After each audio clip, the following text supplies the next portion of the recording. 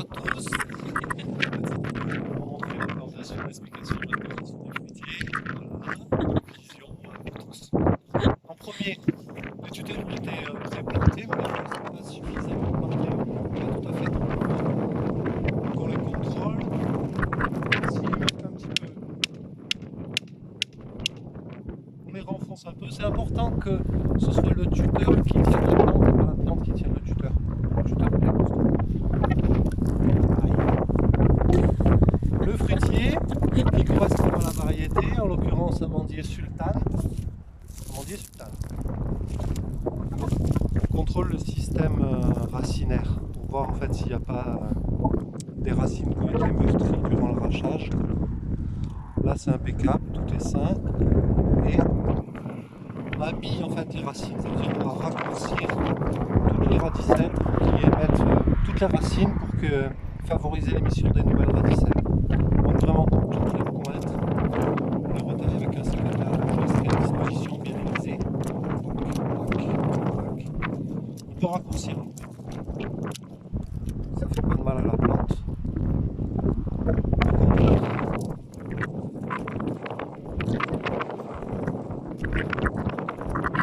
Voilà, la plante a été habillée.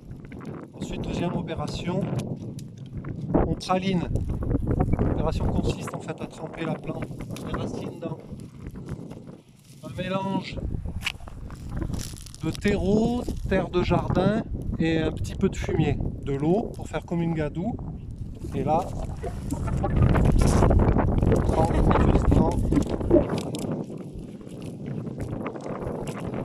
Le but étant qu'il reste debout comme ça autour des racines, c'est pour éviter qu'elles dessèchent. Là c'est bien, on peut le laisser gauger, tremper un petit moment. Pendant ce temps on contrôle notre trou de plantation et la terre qu'on va rajouter. Un peu de corne broyée, le dosage, facile. Une poignée c'est 40 grammes en gros. 40 grammes au fond du trou. 2 poignées dans la terre excavée. Là. Un peu de terreau pour ameublir la terre.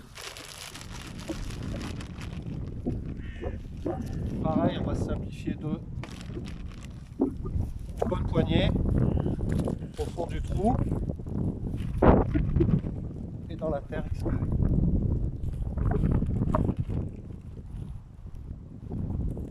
Ensuite, on va placer le fruitier. Préalable, je mélange un peu ma corne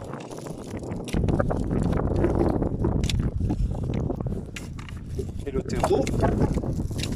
Impeccable.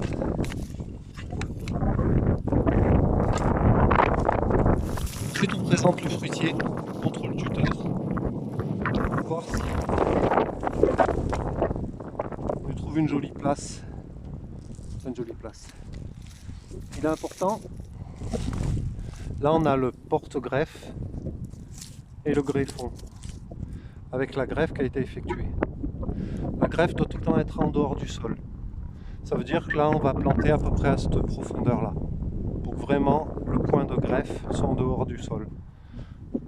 Donc il faut qu'il se trouve à cette profondeur-là. On contrôle si le trou est suffisamment profond ou pas. Là, on voit qu'il manque un petit peu. Je vais excaver de nouveau pour que mes racines soient bien en place. Il ne faut pas trop tasser pour que les racines se retrouvent à plat. Il faut vraiment qu'elles soient naturelles.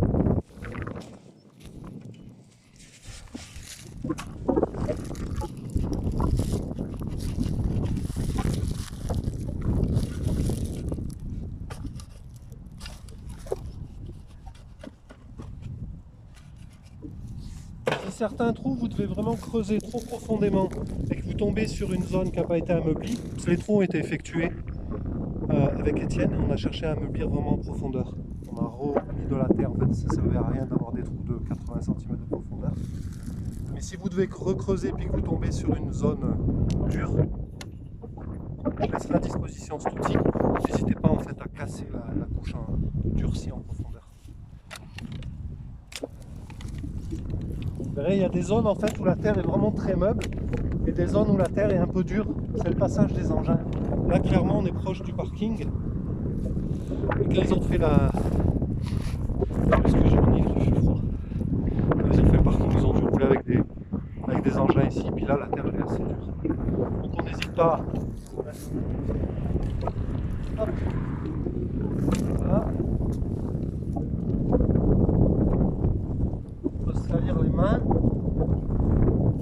C'est simple. Tout à fait. Donc là, on est OK. Si vous voulez contrôler la hauteur, pour ne pas vous tromper, du point de greffe avec un manche d'outil, après on va se mettre. Comme ça, on a la hauteur du sol. En gros, il faut que la plante soit à cette profondeur-là.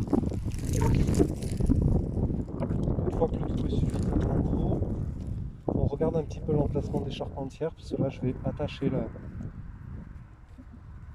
fruitier déjà avant de remettre la terre. Là, il y a une petite charpentière. Le point de greffe soit bien appliqué, je peux attacher comme ça. On attache avec des ficelles qu'on a précoupées. Caroline aura toutes les ficelles avec elle. Hop.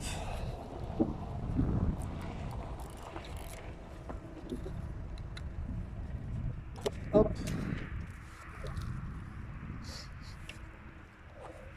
Donc les liens, on attache d'abord au tuteur. Un nœud pour que ça tienne bien. Salut Florian. Salut. On finit juste, on fait la vidéo d'explication. Un petit tornicotis. Et après, attachement fruitier.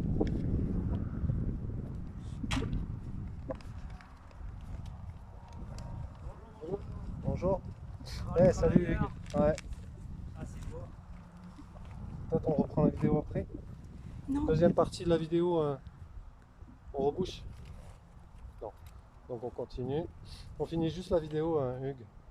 Je t'en prie. Fini. Une première attache au niveau du point de greffe. Une deuxième attache au niveau des grandes charpentières.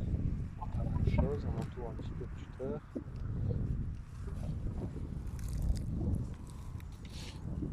On le fixe.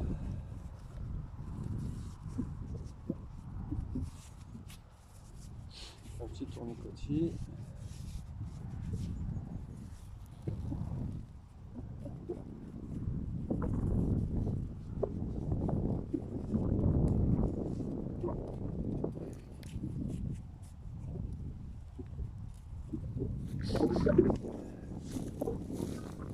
La plante se trouve toujours derrière le tuteur est mis face au vent dominant. Quand ça souffle, la plante elle bouge et elle se tape pas contre le tuteur. Si on fait l'inverse, à chaque fois que ça souffle, ça se meurtrit. Donc là on voit la plante elle est bien fixée, elle a la bonne hauteur, les racines ne sont pas à plat, sont libres. On peut reboucher. On a mis la corne broyée, le terreau, on mélange un coup. On va essayer de faire de la terre la plus fine possible.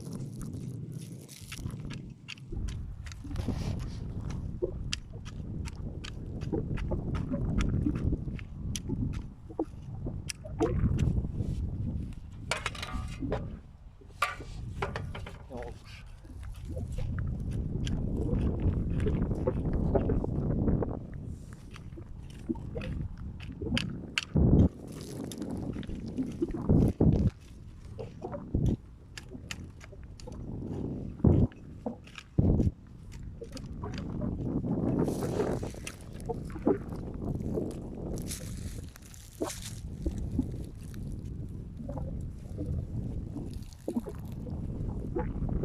Assez légèrement.